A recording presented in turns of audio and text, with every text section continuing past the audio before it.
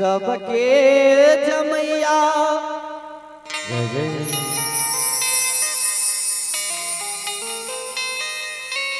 जान रैया बई हाथी घोड़ा पलकी योरे जान जय जय जान रे हाथी घोड़ा पलकी योरे जान रे जान महीना मई के जमैया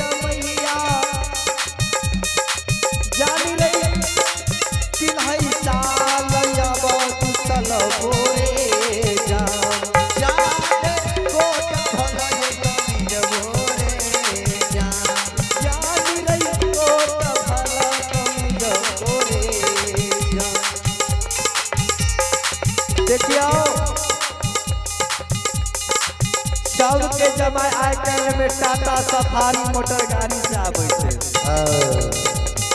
लेकिन मैना माई के जमाई बस हाँ पर एले नहीं मोटरसाइकिल साइकिलो से आबै छै। लेकिन सबके जमाई 56 व्यंजन पूरी रोटी हलवा पूरी खाइ छै, लेकिन मैना माई के जमाई भांग के गोला ठूसै छै। जय हो मैना माई कहिए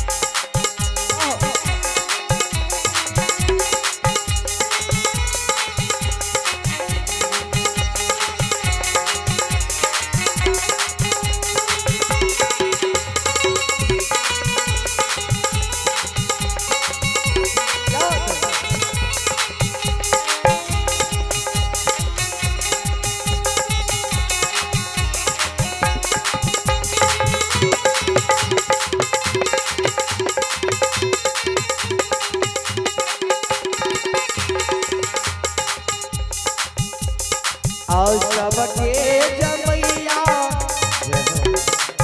जाने बजब ढोलक झलहर मुनियो ले जा, जान ढोलक झलहर मुनियो रे जा। देखियो सबके जमाई सब ढोलक झाल मुनिया और गन बेंजो गिटार सब कुछ बजबै छै, जेना हमर भी भाईजी बजबै छै बेंजो के म्यूजिक छै, हमारे अमरजीत जी के नाल बजबै छै, सोनू जी पेटे बजबै छै। तो सबके जमाई ढोलक झाल हारमोनिया बजबै छै, लेकिन मैना माई के जमाई की करे छै? और सबके